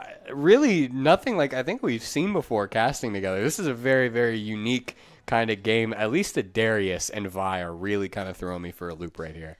Yeah, I mean, this Darius versus Urgot matchup. What comments do you have on this? I don't know who wins this. Brett is such a fantastic player that I think Urgot just wins any matchup at this point. It's just rough because, I mean, Darius, obviously, he's like the top laner, right? He's the go in and kind of just have your way top laner, right? But that's the thing, because Urgot really likes when you get in his face because he's going to walk around you and he's going to shoot you with his little, whatever, his octagonal things around him, and he's going to kill you. And so they're very, very good, both very, very good early fighters in the lane. And I think this could go either way, honestly. It really depends on the movement, I think, at the end of the day. Yeah, like you said, Urgot has this, shotgun close range. I feel like Urgot was the Gwen before Gwen, the Baron of the top lane, being able to just bully everybody with this hybrid range and all-in ability at close range. But yeah, Zeus is such an amazing player, and after that first game, USF's top laner, they have to watch out. I would not be playing confidently if I were them. So, I mean, let's look at the mid lane matchup. As it stands, it looked like Oriana versus Morgana. So what do you think about that? This Morgana pick, usually you would want to counter pick into a character like Galio or like Yone just to keep the lane boring, make it a farming lane basically. But Oriana might be able to, put some pressure onto Burrito Bear with that shockwave, but I feel like it's going to be a handshake lane. I mean, it looks a little bit rough maybe for Oriana because of the spell shield, right? I mean, Morgana gets to kind of just not care for a couple spells. Yeah. And so I think maybe a little bit of a self-counter pick coming out there, especially as, I mean, in team fights, Morgana is going to be able to spell shield whoever, they deem that needs the spell shield. Because obviously the shockwave is such a game changer, right? So whoever they deem needs the spell shield, whether that be Darius, Z on the Darius, trying to run through and trying to get his own thing going, or maybe Blake on the Ashe. I mean, pretty good pick, at least into Oriana. I think I like that. Yeah, it's very flexible, and when that Morgana pick came out, my brain drifted, and I was thinking, is this a Superman comp for Z? Just power him up, give him a spell shield, stun an opponent, and then just Speed make him walk in, basically. Yeah.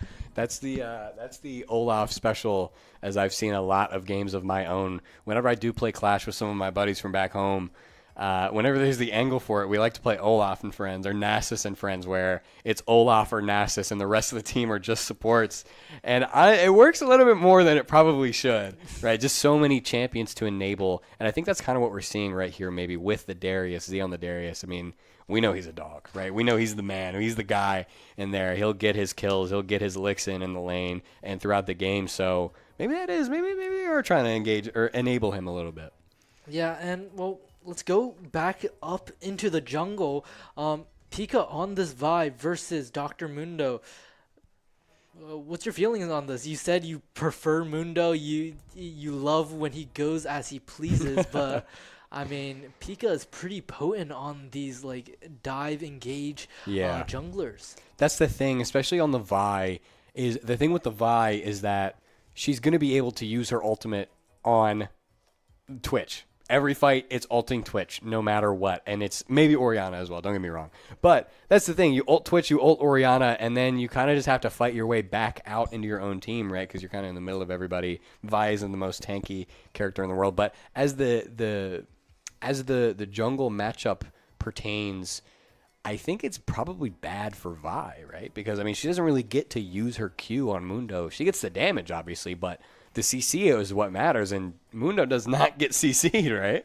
Yeah, I mean, looking at the damage spread, I'm glad that like the Terps have decided to lean more AP, because if Mundo decided to, of course, build all of his health, but decided to tack on, a Thorn's Mail, then it would be hell on earth for Pika and Z to do anything to this Dr. Mundo. But they're really there just to, skirmish, keep everybody away from our lovely bot lane.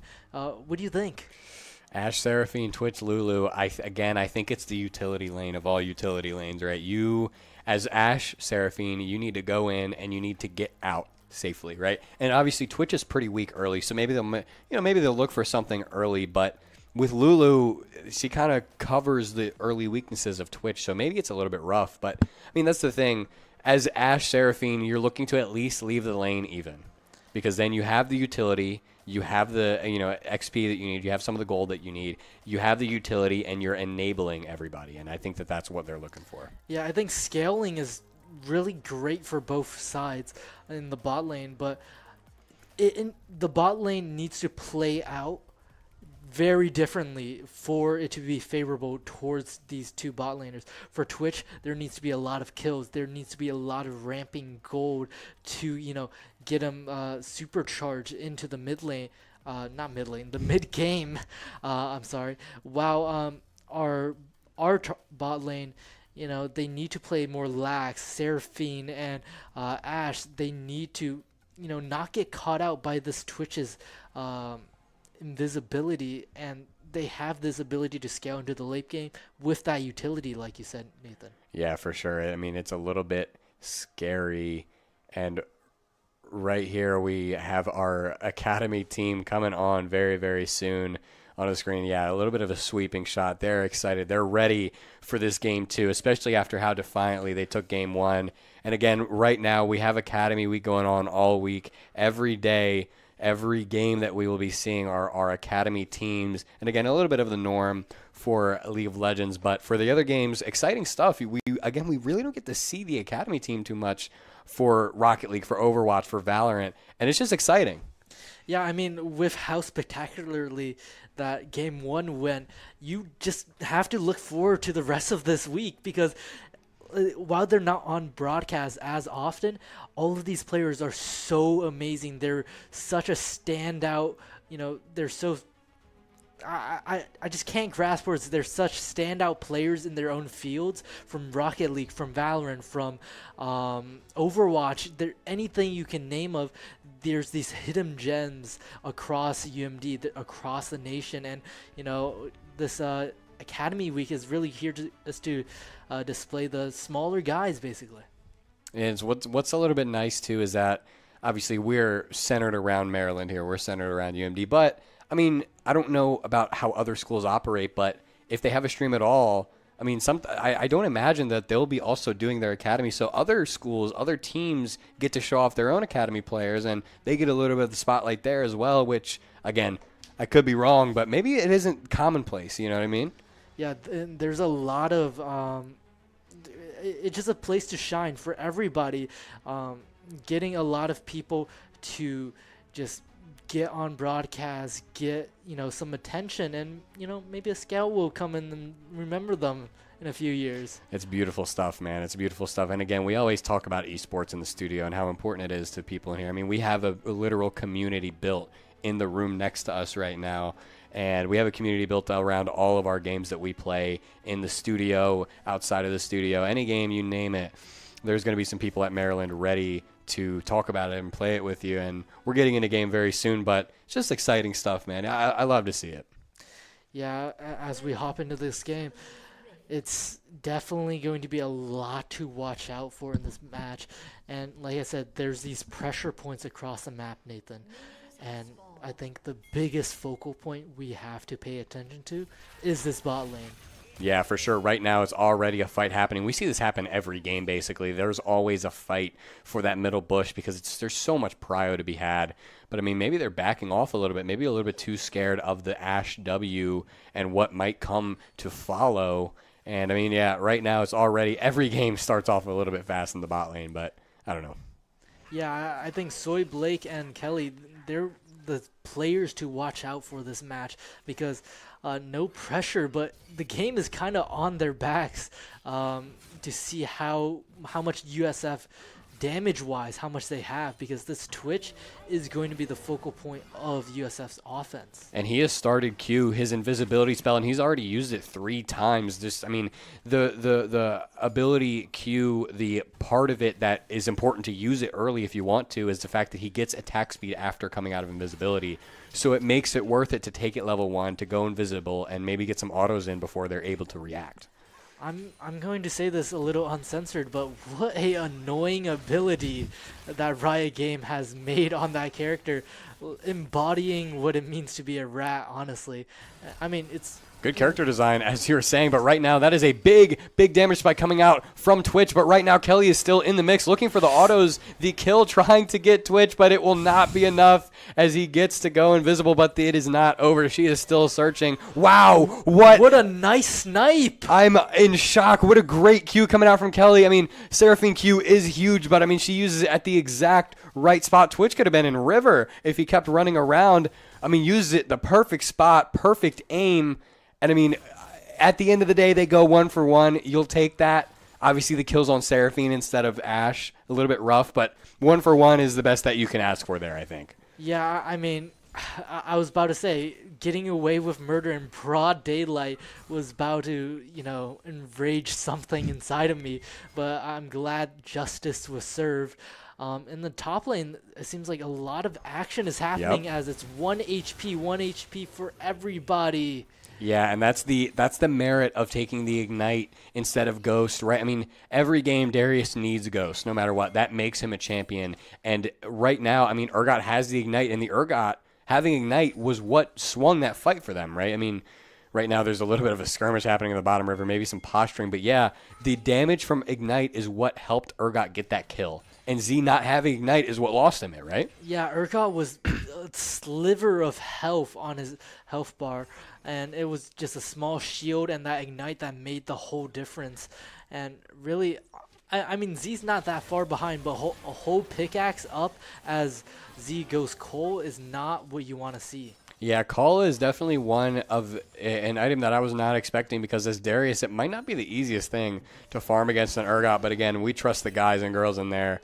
It's just maybe a little bit interesting, maybe something that I wasn't expecting, but I mean, anything works, right? As long as you're not like dying and losing the game for it, I think anything will work, especially with Call giving you gold and giving you some experience, or not gold, but yeah, some gold back. Sorry, I was losing my words. Yeah, it's okay, Nathan. I mean, Z, even though he took Cole and even though he got not first blooded, but like losing first in the top lane, he seems to be doing fine. Has some actions happening in the bot lane.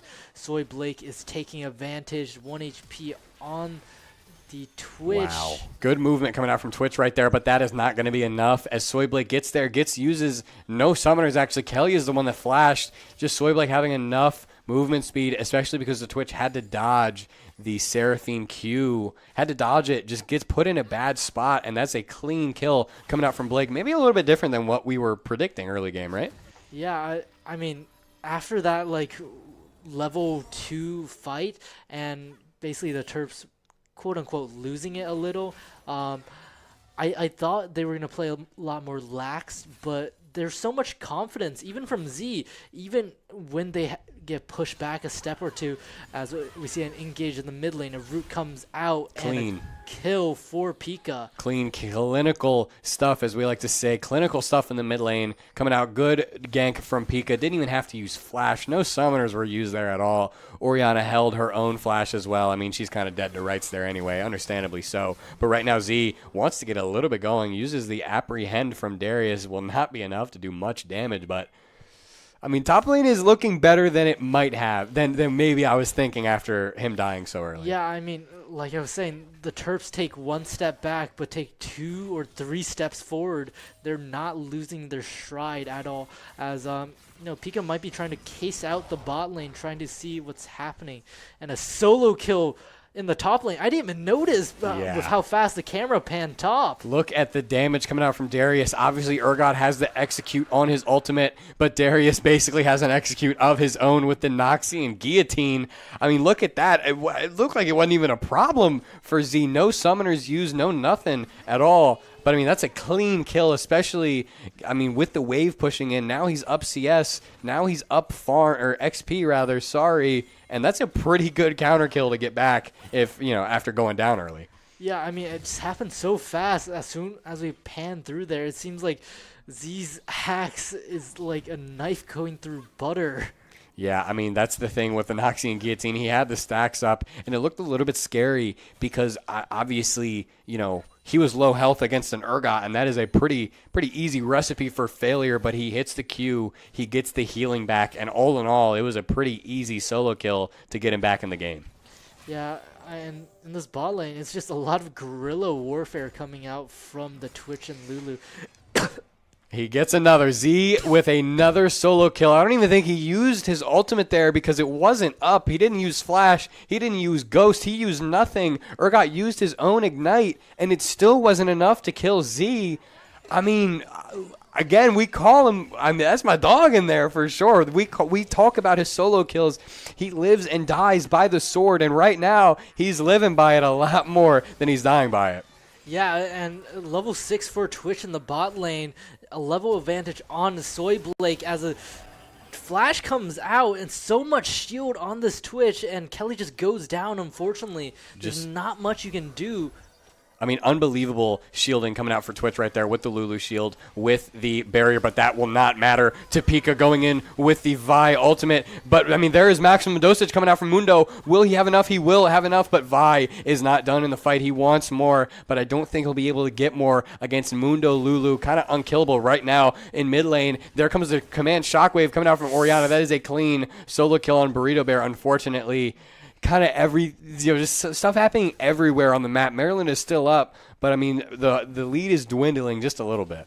Yeah, I think it was just unfortunate what unfolded in the bot lane, and in the mid lane, it seems like Burrito Bear got a little bit too greedy with the flash, but a teleport comes in. He's trying to, make up for his sins right now as Z is taking the confident step forward. Well, Twitch from the bot lane is jumping onto Z. I mean, oh my God, look at the Q flash coming out from Z. The Q flash into the middle of both of them. What a play! Double kill! Gets the heal on both of them with the Noxian. Q from Darius gets so much healing, and obviously he applies that stack, the bleed stack, to both of them.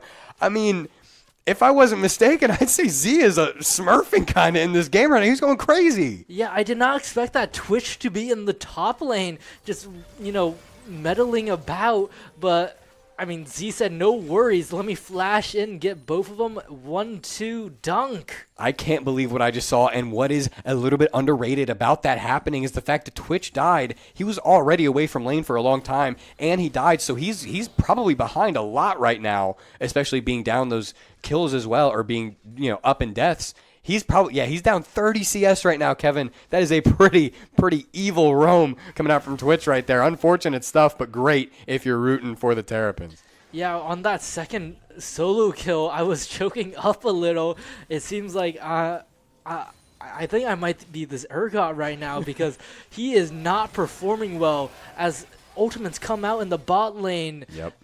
And right now, this is just the Maryland Terrapins pushing the lead they already knew they had. Unfortunately, they go 1-for-1, and Kelly will not be able to clean up the rest. But for most of that fight, it looked good. But Oriana is coming down with the shockwave. I don't know if she'll use it, if she'll have to. But yeah, good flash coming out from Kelly. Will she be able to get out quick enough? No, she will not, unfortunately. But does bring the Oriana, keep her down there a little bit longer. Burrito Bear in the mid lane able to push the wave out a little bit more. But I mean, yeah, in that bot lane fight, the Ashe, Soy Blake on the Ashe, taking that fight is good because he knows that they're up so much gold, right?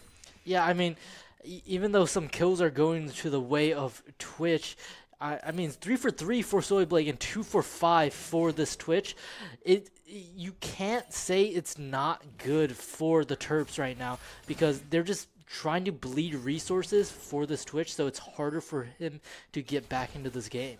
Yeah, and right now Z is up so much gold, so much experience that honestly at some point, yeah, he's going to proxy. Of course, he has the ability to. And, I mean, I think Z, as long as he has Ghost up, he'll be able to run through the entire team with how much gold he has. Yeah, and the annoying thing about the Invis in this bot lane is that Pika can't really go in with the cease and desist because you can't target onto something you can't see. Yeah, it's a little bit rough, but that's the thing. Maybe you just instantly use it on Oriana, which might happen right here as Pika is looking for Oriana up a little bit in the river, but right here, there's some poking coming out, and of course the ADC will always win the poke war with someone like Mundo. Twitch is sitting, Invis, maybe looking for his spot. I'm not sure he'll find it, though, as it is, probably looking pretty scary for him. Yeah, and we see Z leaving the top lane. He's just walking his way down into mid lane. Here comes Oriana, airborne, and it's a execute for Z. I mean, he's just everywhere. I'm getting deja vu. Yeah, I think the play right there is for Z to walk down in mid lane to make sure the waves are in, because I think Burrito Bear might have wanted to go to the Dragon. But, that's a good rotate in general. But, he kind of didn't need to go to Dragon, right? Burrito Bear was able to stay mid because Z just took Oriana off the map, literally removed her from the map. Good stuff coming out from Z, good rotation, and doesn't really miss much. He is still up 2 levels on Urgot in the top lane. Yeah, just up so much CS, up 4, going to split the turrets mid lane and try and get some movement done bot. But, the vision, the IQ there just to catch out Oriana that fast, what a smart guy. And right now, the gold lead for Maryland is only 3,000, and 3,000 is obviously a pretty decent amount, Kevin, but it feels like it's more than 3,000, doesn't it?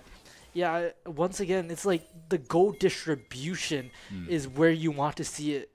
It's exactly where you want to see it as Cease and Desist comes out with Soul Shackles onto Oriana as she shockwaves to escape. That's good movement coming out from Oriana. Maybe Pika is looking for a Q flash, but they have it warded.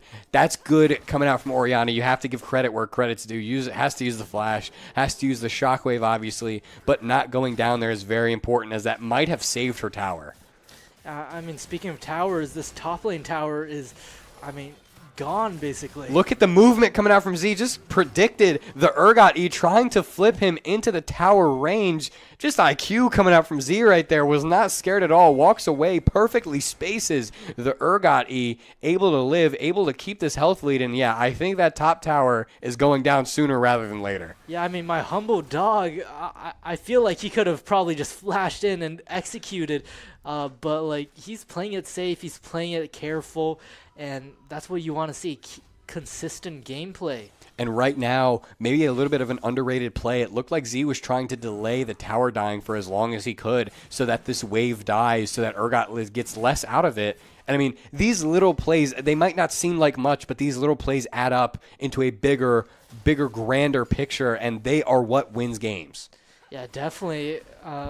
Like you said, these little things that are happening across the map that we might not be catching on camera, those are going to shift how the outcome of this game is decided, because there's such proactive movement from our Terps. They're just really running the map how they see fit.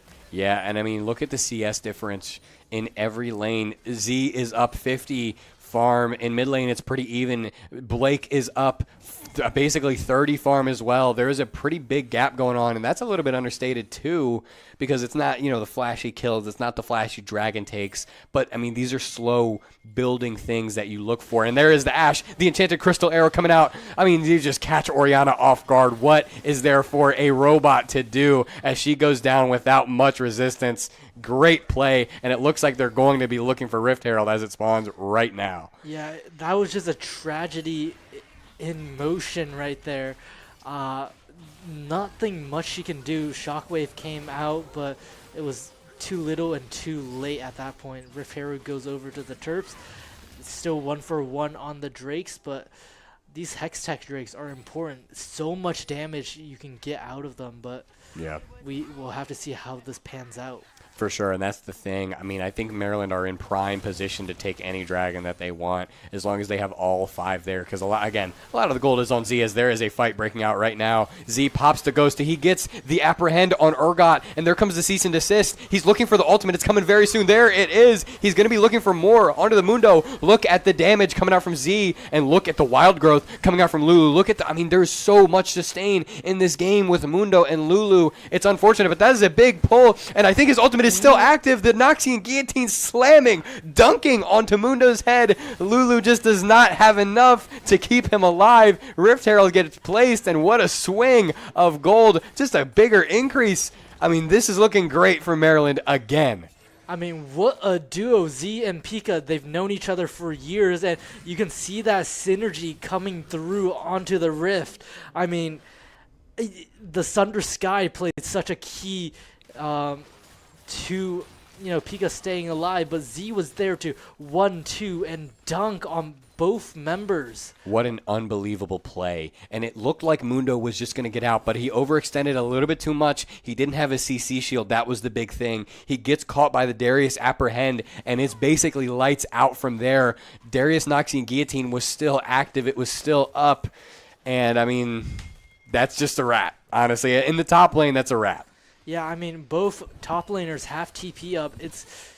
This Drake fight might be one of these focal points, these turning points for USF. If they are able to contest, if they're able to win this, then I feel like this should be, the game might sway a different way. But it seems like Z is the main point of focus for USF, for people top. I mean, that guy, with how much gold he has right now, with his level 14, that guy might be able to 4v1, no joke. I would take him in a fight there, but I don't think they'll be looking for that, as well as Twitch is just running to the red side, trying to farm up.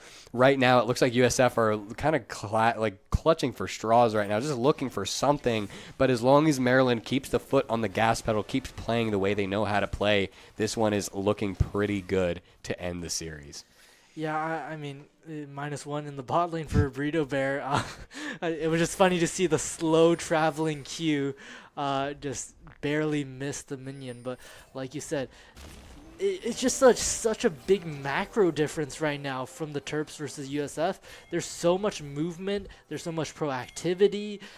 This is what you like to see, but hopefully Z doesn't overstep at all, because USF are looking for this death ball style of play. The thing with Z is that he has so much gravity. You can't send just one to match him, Kevin. You have to have 2, you have to have 3, and even then it might not be enough. As I was saying, I might take him in a 1v4, but you just have to have multiple people there. He has so much gravity. I mean, you were talking about Draymond Green earlier, a little bit like Steph Curry. He draws so many people to him, and you just can't ignore him is the problem, because if you ignore him, he's going to end the game, right? So you have to devote some resources, but it might not be enough. Yeah, I don't think there is enough. In a 1v1, I would take Z. In a 1v2, I would take Z. In a 1v3, I would still bet on him, because holy moly, that man is on fire. And the enchanted crystal arrow coming out. Not to cut you off, Kevin, but that is a big one coming out. It won't be enough because Twitch has the barrier, and right now the fight is not over because Pika trying to get a little bit going on the Mundo. Won't have enough damage, but I mean, the problem with them grouping right now is there's nothing to get off of these advantages. They're getting these waves in. They're getting damage on. They're getting chip damage, basically. But they don't have enough. They don't have enough oomph to get through, and there's no objectives up to capitalize. So right now, it's a little bit stalled out. Yeah, right now it seems like they're trying to overload mid, and then because it's 4-on-3 in the mid lane, and Urgot, they're just letting Urgot getting some charity plating on the top lane. But I mean, he's basically doing as he pleases around the map. It's basically free for him to roam. And I'm not sure if you saw it right there, but that was a very, very lucky infected cleaver coming out from Mundo, as they didn't have vision on Z. He hits the cleaver, and I think that might have saved their lives, because he had the flash, the ghost. Maybe he was looking for something, but getting hit by that kind of stifles it. But right now, the Baron is starting. It looks like a team fight is starting. I mean, right now, it's just a little bit scary for USF. They can't go in, because whoever goes in is going to meet the same fate as this Urgot right here. He gets a little bit too close, gets dunked, as you said. The Noxian Guillotine coming through. Z is not done. He looks for the Q flash. I think he misses, but still preserves the passive. The 5-stack bleed. The shockwave coming through in the back line. Will it be enough, though? No. That is the Noxian Guillotine being on full display right there. 1, 2. Hey, look, he tried to get 3. There was a Penta looking on the map right there. The Enchanted Crystal Arrow coming out, and that is a wipe for Maryland. All the ultimates working in perfect synergy with each other, Kevin. And right now, Z on the Darius looking for this mid lane tower, and the rest of them are going to go Baron. That is a big, big fight.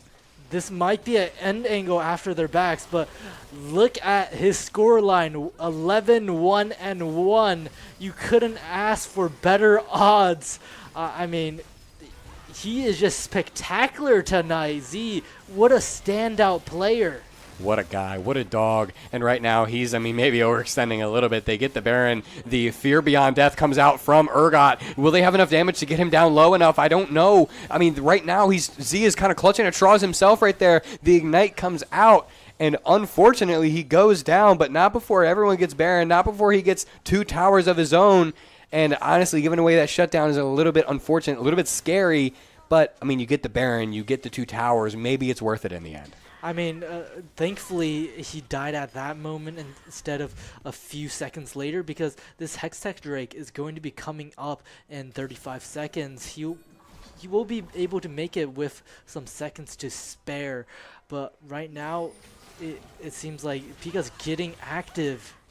Great Q coming out from Pika on the Vi. Just hits the Orianna. Chips are down to half. Now Orianna has to recall. She's going to be a little bit late to the party, and Z will be coming in very, very shortly. He won't be late. That is for sure, especially with these Hex Gates. Z might not even look. He's going to look at this top lane tower as everybody else with the Baron is looking at this bot tower. The TP's coming through. They're a little bit caught out, but Z is TPing in. The counter TP, will it be enough? I think they see it. They're scared. The ultimate comes through. Encore is not enough, but look at Z in the middle of 5. What a hook from Z. What an apprehend. That is 2 down. They are not done. You were talking about the taste of blood in his mouth. He wants more. I think he's going to get more as he gets the W on Mundo. He gets the slow, and right now they're a little bit stifled, but this tower is as good as gone as they have so much damage on objectives.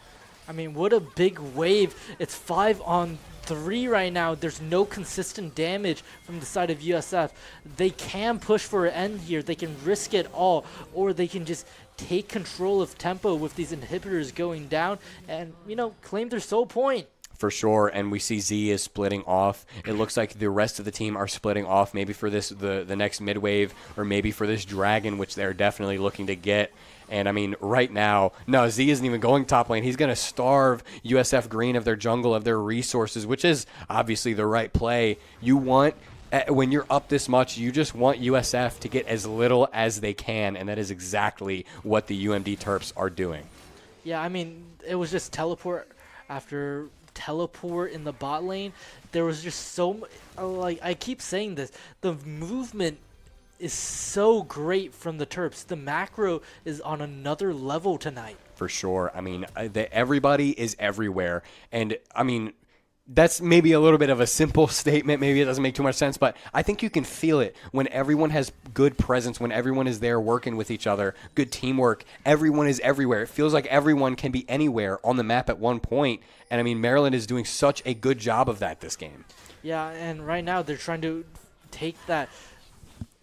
claim that last inhibitor in the top lane as Z, waddles his way into the mid lane. He's just going to be that solo boss in the mid lane. He's just doing whatever he wants. Archangel is up. Nearly 6 whole items. Right now, there's a little bit of a skirmish breaking out in the top lane, but yeah, the Guardian Angel coming out from Darius, that's not one I see often, but obviously he's Thanos. They have to take him down once, but now they'll have to take him down twice as he's in the middle of 5. Right now, gets the ultimate, the Noxian Guillotine onto Urgot, so much damage, so little time, and right now, he is respawning with the Guardian Angel. As we were saying, that's the thing with him buying that item is that he's Thanos, but that is a great shockwave coming out from Orianna. It is not enough to kill anybody, but that does stifle the attack a little bit because Z on Darius has to walk out, and maybe that saves the game for the time being for USF. It's a little bit uncomfortable now. Yeah, it just health are concerning, but Sunder Sky comes out. Snipe from Kelly. Cease and desist onto Mundo. Burrito Bear gets a kill onto Dr. Mundo. It's just Lulu left, and Soy Blake and Burrito Bear are trying to be decisive right now. Z is waddling his way down the mid lane, but it seems like Soy Blake and Burrito Bear have decided game ends now. What is Urgot going to do here? It's a little bit scary because Urgot does have burst damage. No matter how behind he is, he has the burst damage, but it does not look like he'll be able to get onto them. What a good spell shield coming out from Burrito Bear, just saving his own life. That is game 2. Down the drain, UMD with a decisive victory to end the regular season and to kick off Academy Week with a bang, Kevin.